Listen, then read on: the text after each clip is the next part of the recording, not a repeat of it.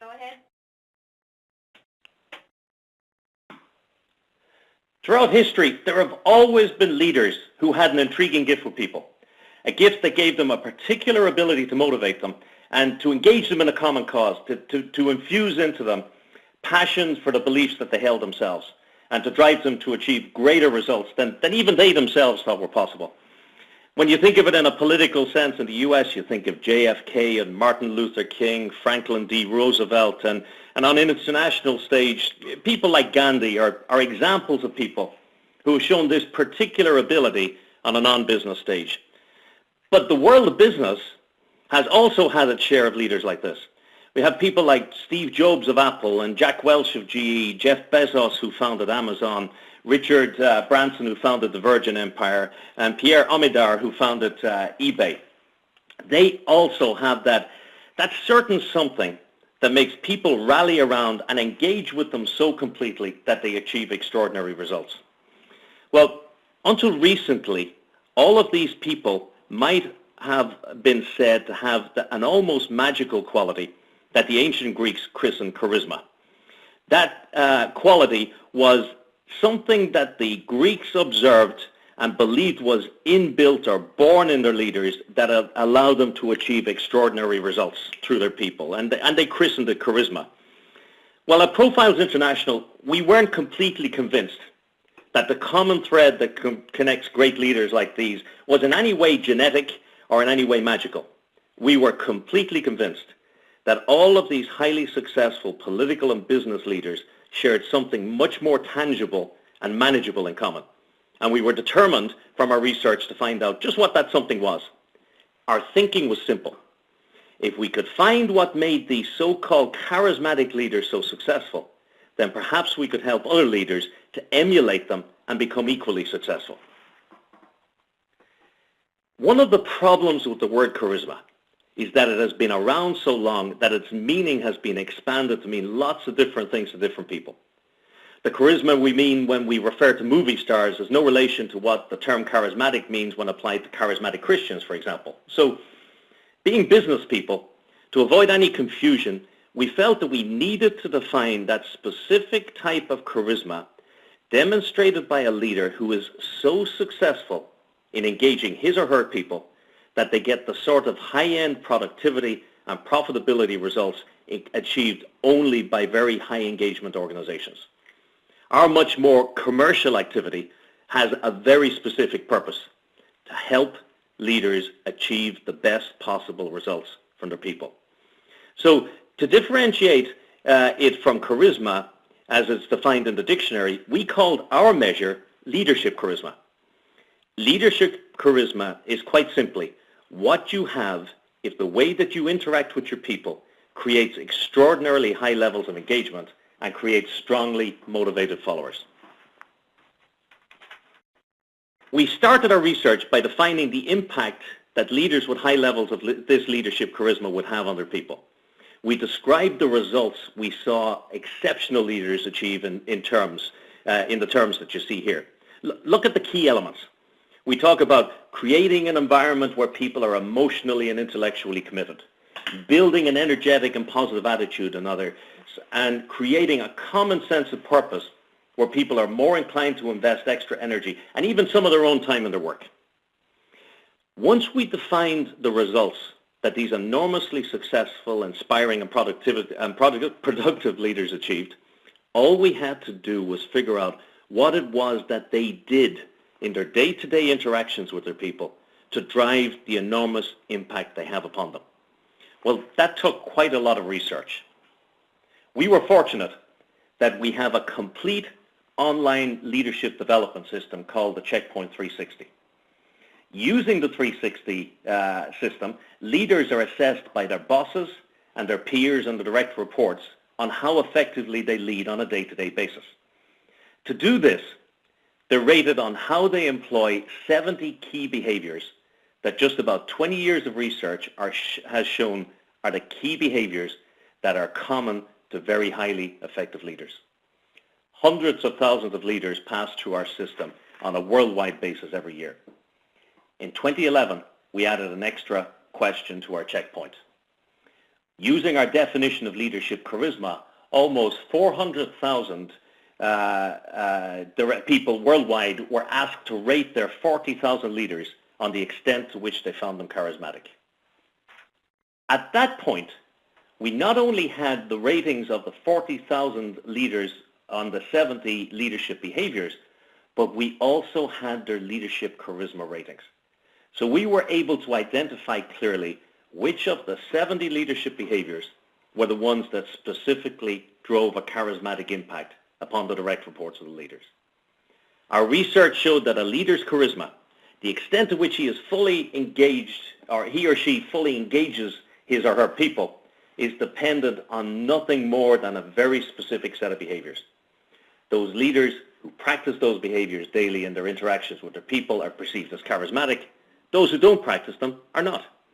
So anyone can become a charismatic leader.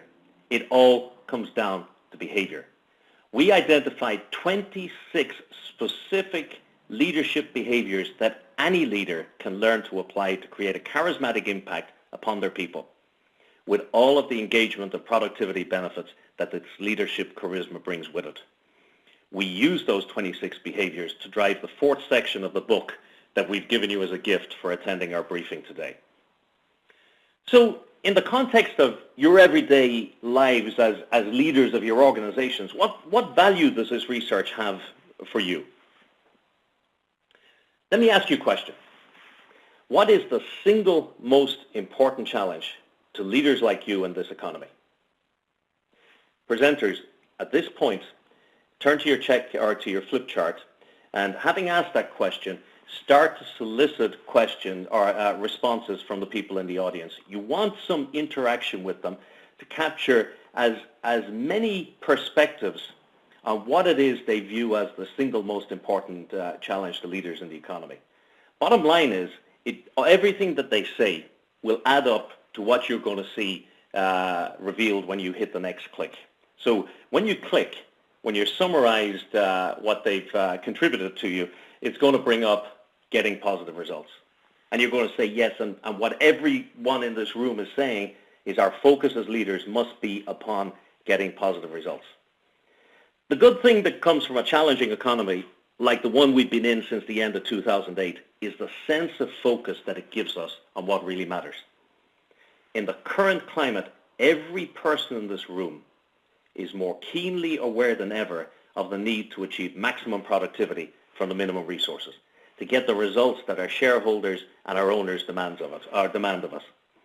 There is nothing more important to everyone in this room than ensuring that our businesses push through the current challenges and position ourselves for success as things improve and normalize in hopefully the not too distant future. In 2008, it became clear that 2009 would be a challenging year. And the fact that your organizations continue to exist and thrive, it's a tribute to the way that so many of you and so many of our peers rose to that challenge. Lots of organizations weren't quite that fortunate. In 2009, all of our organizations trimmed costs to the absolute minimum. In many organizations, this sadly meant losing some members of the team. In some cases, very valuable members of the team. We all spent a lot of time working on all of our processes to re-engineer them so that they were maximally efficient and productive. And the whole process was often painful, but it did work. In general, results during 2009 and 2010 indicate that these measures went a long way in holding off the worst effects of the global downturn. Many organizations minimized the worst possible impact of the downturn upon their bottom line by taking drastic action and trimming costs. But by now, unfortunately, we've trimmed all of the costs we can. We've reduced our headcount to the minimum that's practical and pretty much re-engineered every process we can. So the only way we can now positively impact our bottom line results from this point forward is through a focus on greatly increased productivity. Now, in all likelihood, the team you have left after this process is the one that you will depend upon 100% to take you through these challenging times to the results that you're now targeting for the organization. Your biggest challenge at this point in time is to get that team as productive as possible, as quickly as possible. Which brings us to a critical reality. The extent to which your team will contribute to the future success of your organization is directly proportional to the extent to which each and every member of that team are genuinely engaged with their jobs, the extent to which they genuinely want to help the organization to achieve the results that you so badly need from this point forward. Employee engagement has never been more important. Over the last several years, when we talk about maximizing productivity from people, employee engagement is the measure that stood out head and shoulders above others and pointing the way. Now, I'm not going to make a presentation on employee engagement. I have no doubt that everyone in this room is aware that employee engagement is the measure of how willing your people are to give you all of the dedication and effort that you need of them to ensure that you achieve the results that you're aspiring to. Here's a classic definition of engagement. You can see that the critical measure of the extent to which your people are really on side with you in getting the best results for the organization is the result or the extent to which they are motivated to contribute to your success, and maybe most importantly, prepared to apply what this writer calls their discretionary efforts in the service of the organization. Discretionary effort is that effort that some people give that is above and beyond the call of duty. It's the effort that they give when you say they went the extra mile to get the job done. If your people are motivated enough to give you the discretionary efforts, then you'll get the best possible results from them. There is so much research that shows that high engagement organizations enjoy much higher profitability and productivity than those with low engagement. It's extraordinary. Here's one of the largest studies ever undertaken on the topic. It involved more than 90,000 employees in 18 countries worldwide. Look at the growth in operating income for the high engagement organizations. It's 19% versus the 32% drop for the low engagement organizations in the same period. Profitability follows the same trend, with the high engagement organizations growing their income share by 28% versus a decline of 11% for the low engagement organizations. This is not trivial. Look at the magnitude of the gaps between high and low employee engagement companies. In the course of just 1 year of this study, the high engagement companies enjoyed a 51% greater increase in operating income and a 39% growth in earnings per share.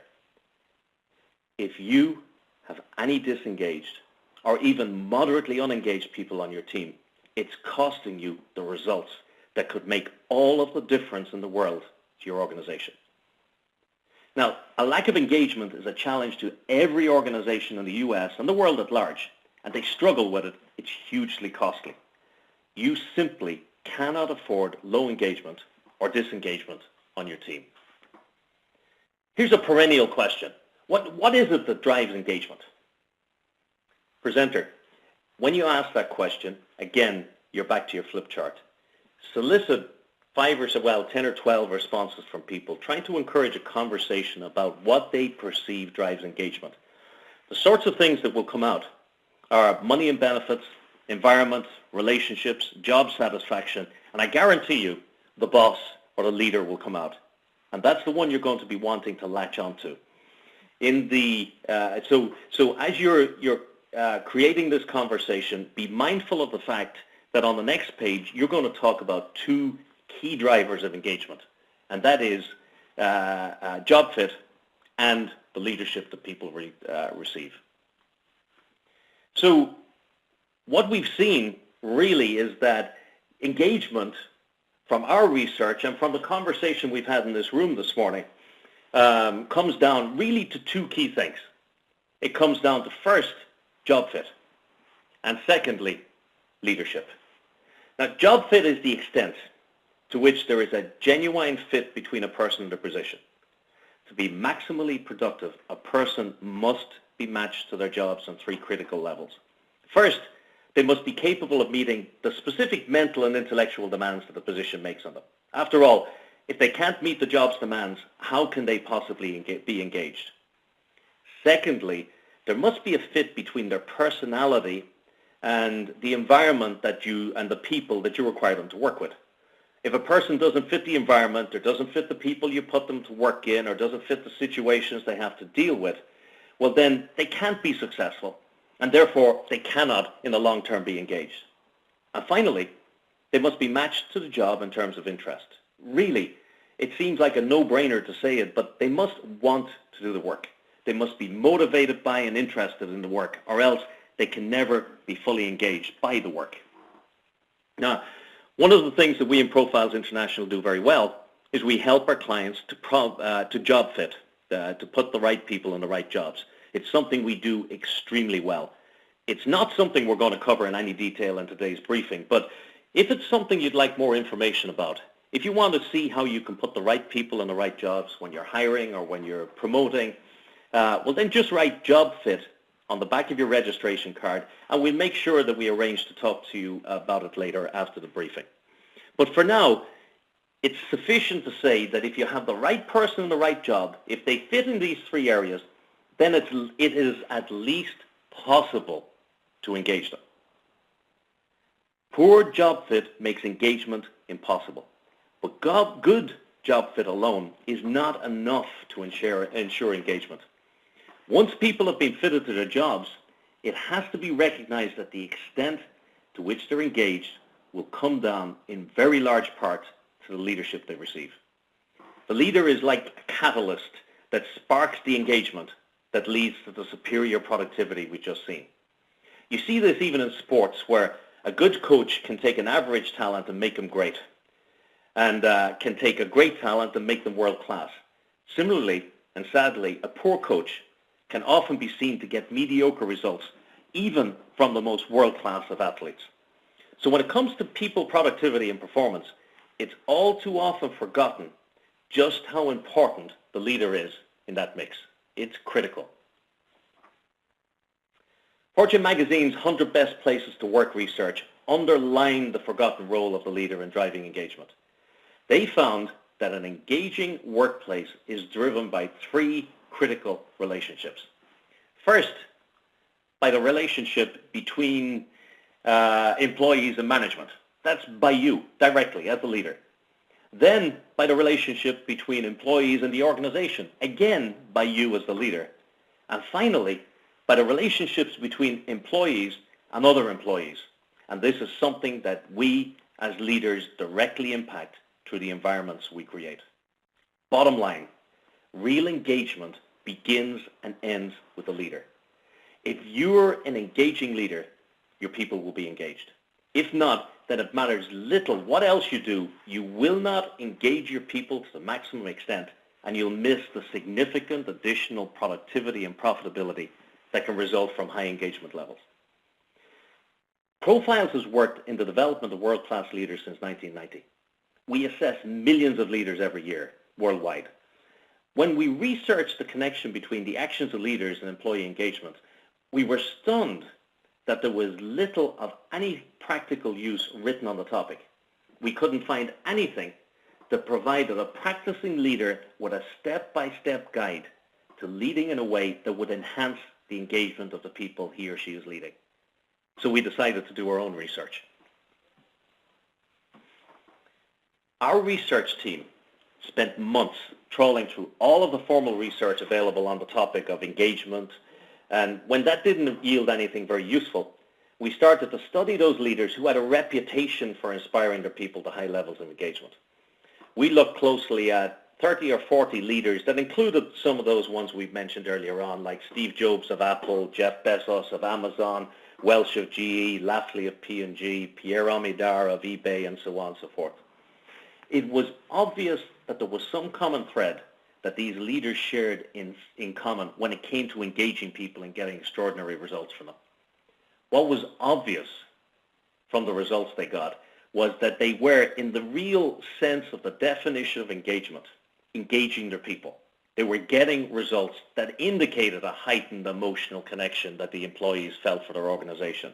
These people were contributing their discretionary efforts, their work, and driving their organizations up to a very, very high level. But as we looked through that research, we saw that another word came up again and again when they spoke about these sort of leaders. And that word was charisma. what struck us most, and this was like a road to Damascus moment, was how close the definition of charisma is to the definition of engagement. Look at them here side by side. Leaders who have charisma will inspire in their people the allegiance and devotion necessary to convince them to invest greater discretionary effort in their work. Charisma and engagement are just two sides of the same coin. Leadership charisma drives engagement. And that's where the definition we saw earlier on came from. We simply took a combination of the definitions of employee engagement and traditional definition of charisma. We described it as leadership charisma because we wanted in one single definition to be able to describe what charismatic leaders did so well, engage their people at a really high level. All of our research that drove the impression all of our research into what drove the impression of leadership charisma told us a huge amount about what makes a leader charismatic. The first thing that became obvious is that everything that we as leaders do matters to how charismatic we are seen to be in the eyes of other people. One of the critical things about charisma that it's important to recognize is that it is not a God-given gift. In fact, it's not something any of us possess at all. You do not have charisma. Other people confer charisma upon you. They find you charismatic if they like the things that you do. So as a leader, the reality, as we say in this slide, is that everything you do or that you don't do adds to or subtracts from your charisma as a leader. This is critical. It means that everything about the way we behave in managing our people has an impact on how charismatic we're seen to be, therefore on how engaged our people will be, and therefore on how productive they will be for us. Think of a kaleidoscope. At the end of a cardboard tube, there's a series of carefully positioned mirrors and hundreds of multicolored beads. When you look down the tube, you see a pattern that's a function of the positions of those beads in relation to the mirror. And because the picture is made up of a series of reflections of the beads, every single bead has an enormous effect on the pattern you see. If you turn the tube, and if even one bead shifts, you get a brand new picture. Even one bead shifting can change the pattern dramatically. Well, leadership charisma is like that. Our research showed that there are 26 very specific behavioral beads. If you change even one of these leadership behaviors in your day-to-day dealings with your people, you can dramatically change the perception of you as a leader. Employ all of those charismatic leader behaviors systematically, and you become charismatic in the eyes of those who work for you. Remember, charisma is not a quality you have as an individual, but a reaction that others have to the things that you do, to your behavior. Every single thing you do matters. Now, when we looked at the behaviors that our research told us drove charisma, we were interested to find that there were two principles that described why each of these behaviors was so obviously and even intuitively charismatically impactful. And those two principles are WIFM and the charismatic equation. Let me suggest this to you. If you forget every other comment I make here today, if all you remember are these two principles and how they work, well then I guarantee that by applying them in the way you interact with your people, you'll raise the charismatic impact you have upon them. Let's look at WIFM. Now, I don't want to seem cynical or in any way negative, but let's be honest with ourselves. When you strip away all of the niceties, when you take away all the layers of proper societal behavior that define the way we act and talk with others, what informs most of our behavior is self-interest. Even the most altruistic person asks, what's in it for me? The answer for the true altruist is the sense of doing good by other people. That's what interests them. So in doing good for others, they're acting ultimately in their own self-interests.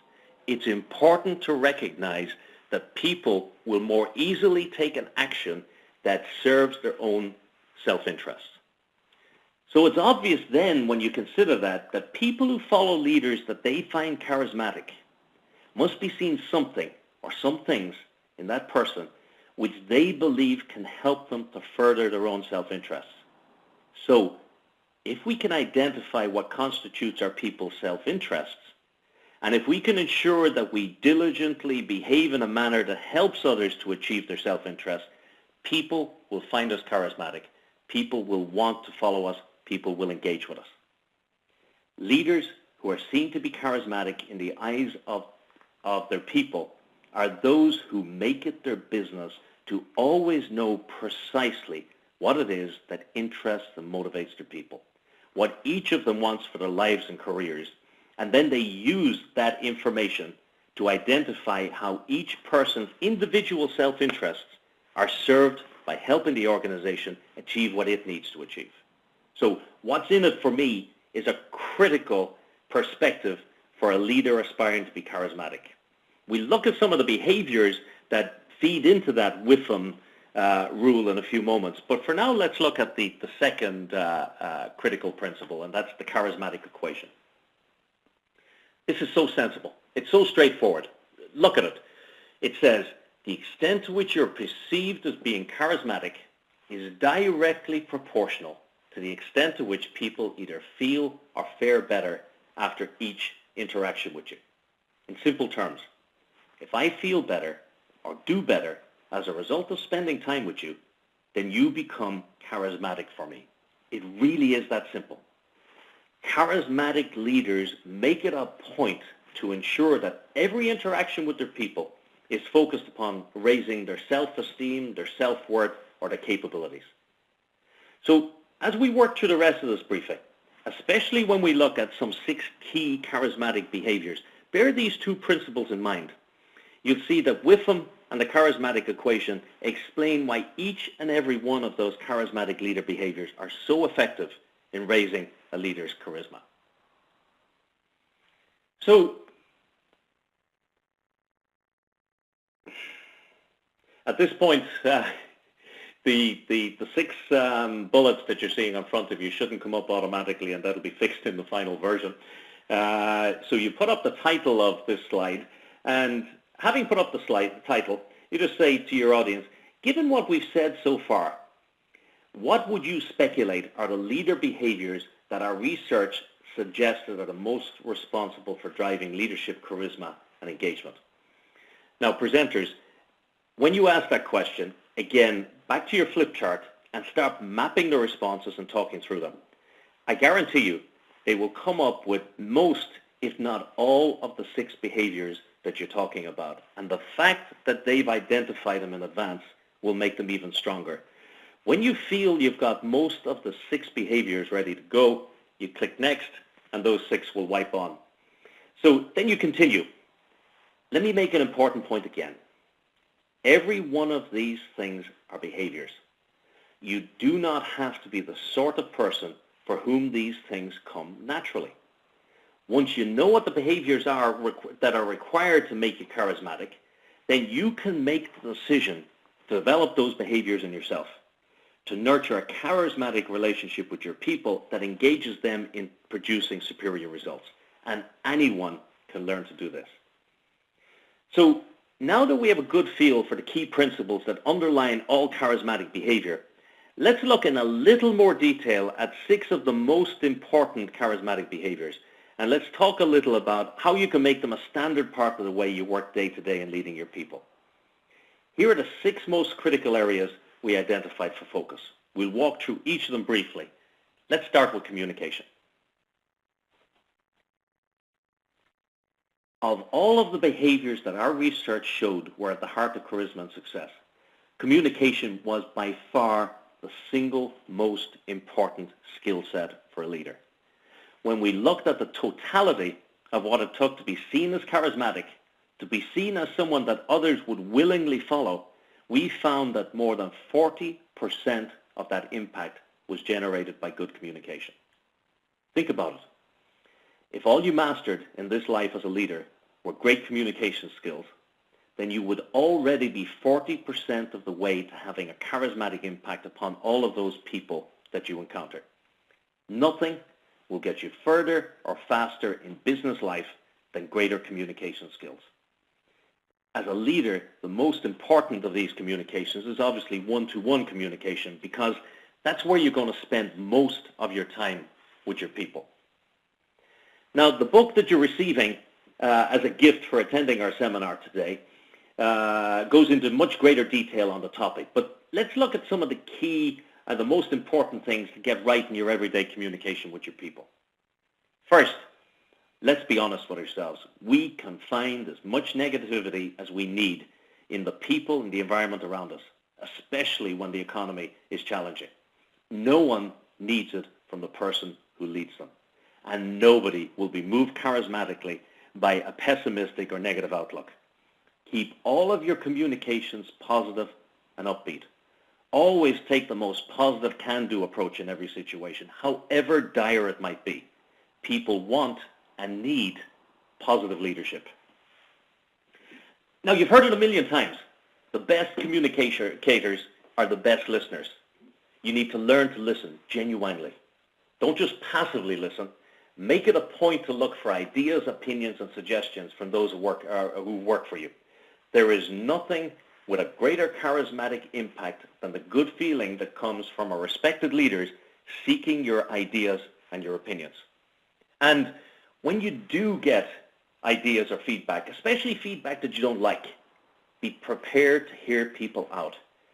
Ensure that it's always possible to raise concerns or contrary opinions with no fear of negative consequences. Some of the best ideas you'll get from your people, or some of the best ideas you'll get, won't be your own.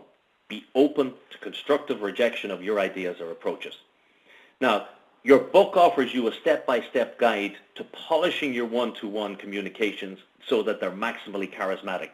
And it provides lots of other suggestions that will make an enormous impact to the way that you deal with your people day to day, and will even address making your presentations more charismatic. Let's look at the subject of vision. Vision is so critically important, but never more so than in challenging times. Now, when we talk about vision, we don't necessarily mean the typical broad-ranging corporate vision that hangs framed in the foyer of most organizations' offices. That has its role, but they're frequently of little use in the day-to-day workplace in motivating and engaging employees. Remember the Whitman principle. People are concerned first and foremost about their needs, and in tough times, their needs are their jobs, financial and career security, security for their families, and so on.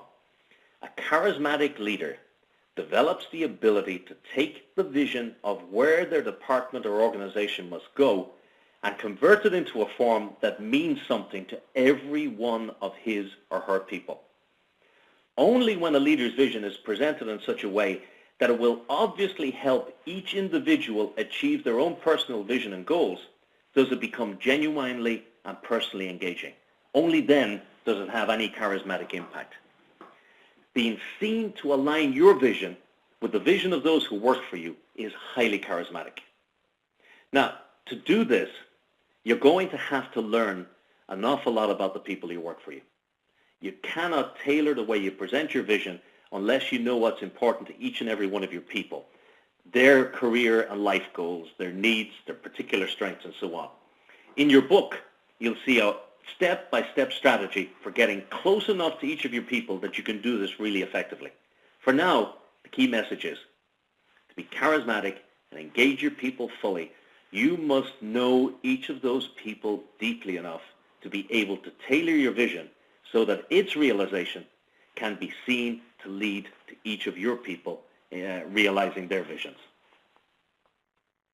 The third principle and the third behavior, that's a classic aspect or a classic quality of the charismatic, is positivity. We've already touched upon it when we spoke about communication. Even the most hard-bitten and cynical of your people will appreciate you as their leader taking a very positive, what we can do attitude, even in the most difficult or negative of situations. Even if they don't show this appreciation, They do appreciate it. Negativity is not motivating, it's not engaging, it's not charismatic. Negativity is highly contagious and highly corrosive. It's something that we as leaders cannot afford. The opposite of a leader is a pessimist. Now, I know no one is 100% optimistic all the time, but there is an enormous amount of research outlined in the book showing an absolutely direct connection between achieving success and the approach of taking what positive action you can in any situation. Positivity for leaders is not about becoming a Pollyanna who refuses to face up to hard realities, but it is about facing up to difficult realities and realizing that there is always some action that you can take, however small, that will move things in a more positive direction. Charismatic leaders make a point of developing a habit of finding that action and taking it, however grim things look and however inconsequential that action might seem to be. Charismatics understand the power of even the smallest actions, especially in motivating those around them to shake off the inclination towards that deer in the headlights reaction to tough times. Now, this does not come naturally to most of us. Most of us have to learn this, and your book details all of the research that proves the effectiveness of this very positive psychology. It even provides a set of steps for raising your positivity consistently. If you become ever more positive, you become ever more charismatic. The fourth behavior is enthusiasm and energy. You'll occasionally meet some energetic and enthusiastic people who are not charismatic, but you will never meet a charismatic person who is not energetic and enthusiastic.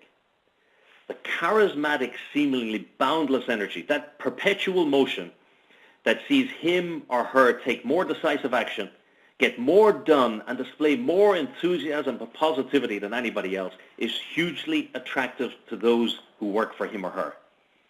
Energy and enthusiasm are fundamental elements of charisma. To become charismatic, you have to master them.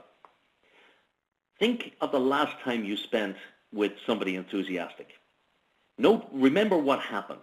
You automatically tuned in, and unconsciously you start mimicking that person's mood and behavior. The psychologists call it mood contagion. You have unconsciously decided that you like what you see about how this person feels, and you set yourself up by mimicking what they're doing to get some of that feel-good enthusiasm for yourself. Remember when we spoke about the charismatic equation? We said that you're charismatic if people feel better after interacting with you. Well, if you tap into your natural enthusiasm, you'll infect all of your people with a positive, energetic buzz that comes from that enthusiasm. For any leader, enthusiasm is critical. For a charismatic leader seeking to engage his or her people to the maximum, it's absolutely indispensable. The fifth behavior that is common to all charismatic leaders is that they make a point of recognizing the achievements and the greatness of other people. Now, of course, this is something as leaders that we've been told since Leadership 101, that it's absolutely essential to recognize the actions of those who work for you. But do you know why it works? There's one key reason that charismatic leaders get such great results from something as simple as making a point of recognizing when their people do a good job. And it all has to do with our brain chemistry.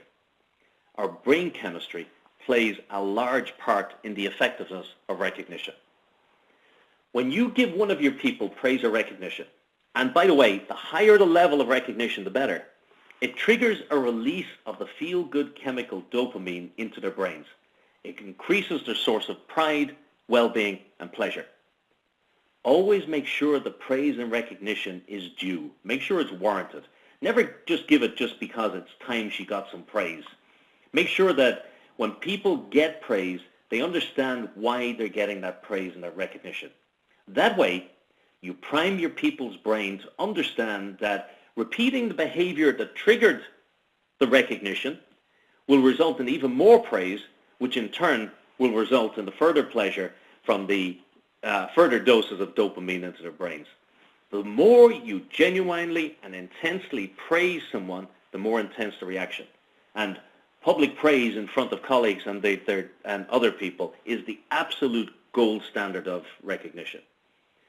For the charismatic leader, one of the most powerful ways of activating the charismatic equation, of making people feel good about dealing with them, is the provision of recognition.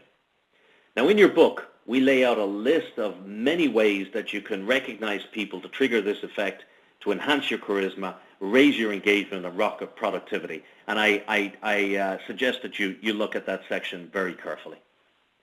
The final behavior that is common to all charismatic leaders is that they all hold a very strong belief in the capabilities of the people who work for them.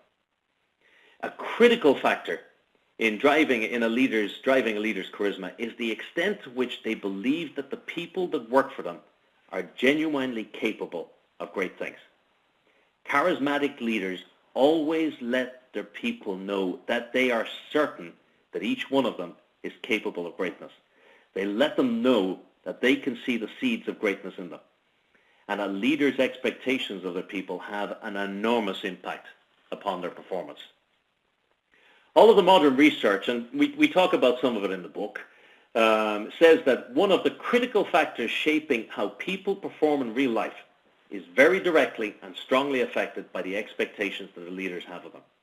If you set and communicate high expectations for each of your people, then they will generally raise their performance to meet those expectations. People tend to stretch themselves to meet the expectations that a respected leader has of them.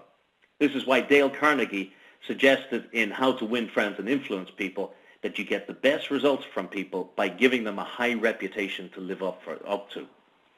Here's a brief quotation from your book. It says it perfectly. If you develop positive expectations of your people, and everything you do or say, consciously or unconsciously, will reflect those expectations. This will raise the self-esteem of each and every one of them, and in turn, raise their expectations of themselves. This is critically important to achieving superior performance. Because the research also shows that people's expectations of themselves and their opinions of their own capabilities are among the greatest predictors of their actual performance. When a leader cultivates a genuine belief in the ability of his or her people to achieve at a much higher level than they do now, or even at a higher level than they previously believed they could, then he or she automatically raises those people's view of themselves. Their self-esteem soars, and this triggers higher performance than was ever previously possible. There's a knock-on effect.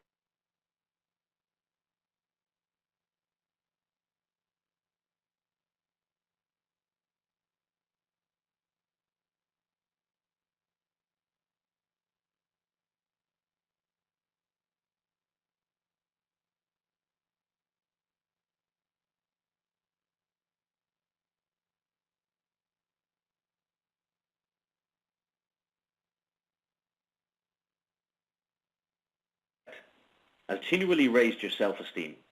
If that in turn raised your performance and your expectations of yourself, won't I become even more charismatic for you over time? Won't your engagement with me and with your position soar? And when that happens, how can your results not soar along with it?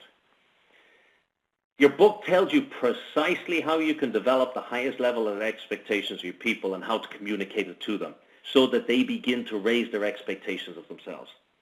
A leader who makes his or her people feel that they are capable of much more than anyone else has ever made them feel becomes irresistibly charismatic and will drive the engagement, the results, and the productivity that only charismatic leaders enjoy. Now, we can't, in the time we have available, go into the detail that your book goes into on these 6 critical behaviors that will raise your leadership charisma, increase the engagement of your people, and radically raise the results they achieve for you. The key message is you must integrate these behaviors into the way you lead your people day to day. That way you'll get improved results. For everyone in this room who has held any leadership position at all, there's great news. I am absolutely certain that all of you already have some of these behaviors as part of your everyday leadership style. Every one of us does some of these things naturally. However, some of these behaviors almost certainly won't be part of what we do naturally day to day. The only way to focus your charisma, or to focus on raising your charisma, is to focus upon integrating all of those behaviors into your everyday management of your people. But before you can do this, you obviously need to know which of these critical behaviors are already part of what you do, and which of them you need to work on developing and enhancing. It's said that you cannot manage what you can't measure. So that's why we created two measures of leadership charisma. The first one we call the Leadership Charisma Index. The Leadership Charisma Index is a measure of how charismatic the people who work for you perceive you to be today. Remember, charisma is not something that you have as a quality. It is something that is conferred upon you by the people who work for you. This measures the extent to which your people currently see you behaving charismatically in the way that you manage them day to day. Your rating on the index will be somewhere between 0 and 100. If your people see you as perfectly charismatic, if you demonstrate all of the charismatic leaders' behaviors all the time, you'll score 100. The fewer the behaviors you demonstrate, the lower your score will be. The second measure we have in there is the Leadership Charisma Quotient. This is an interesting one because it computes the ratio of your Leadership Charisma Index with the average Leadership Charisma Index of the 40,000 leaders worldwide who participated in our research. Your LCQ, gives you a sense of how charismatic you are by comparison to other leaders worldwide. Here's the key point. Once you've measured, once you know how charismatic you are right now, then, and only then, can you start to raise your leadership charisma step by step.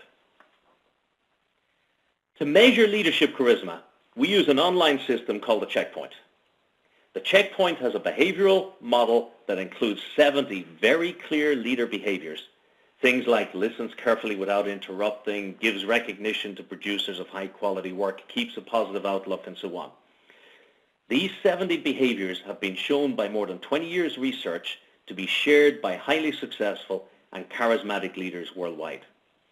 Every year we assess hundreds of thousands of people using this model. The approach is very straightforward. First, we ask the people who work for you, your direct reports, to rate you on each of these 70 behaviors. Then we have you rate yourself on these behaviors. Finally, we ask your boss and your peer, your fellow managers, to rate you too. Other than your boss's input, all of the raters get to provide their feedback to you on a completely confidential and anonymous basis. And it takes each person just 15 minutes to provide this input online. Once we have that input, we can analyze the 26 of those 70 behaviors that we found are directly responsible for driving a charismatic impact of you as a leader. And we use your direct reports ratings on those items to produce the report that presents your leadership charismatic index and your leadership charismatic quotient scores. But to give you the best possible return on the 15 minutes you invest in completing this assessment, in addition to the charisma assessment, we go a little bit further and we give you a lot more information on how you're perceived to be as a leader in leading your team day to day from the perspective of everybody who interacts with you day to day in your job. The Checkpoint system analyzes all of the input from all of those around you to require you with a second, or provide you with a second 12-page report that tells you precisely how your leadership style is perceived. It underlines your strengths and provides a customized development plan that tells you how to raise your performance as a leader. So at the end of the Checkpoint exercise, you have two reports, your leadership charisma report and a comprehensive overview of your leadership style accompanied by a personalized development plan. These two reports outline precisely what you need to do to ensure that you lead your people in a way that maximizes your charisma, raises their engagement dramatically, and targets the best possible results for your organization. And that brings us right back to where we started at the start of this briefing, talking about how the single most critical focus for everyone in this room right now in this tough economy is driving the best possible level of productivity, the best possible bottom line results. We discussed, and you've seen, how leaders with high levels of leadership charisma engage their people at a much higher level, drawing from them a much higher level of productivity than is otherwise possible. And finally, you've seen that anyone that can raise their level of leadership charisma by focusing upon integrating specific behaviors into the way that they deal with their people. Before I move on to round off and close off our briefing and with some closing comments, are there any questions you'd like to ask on anything we've covered this morning?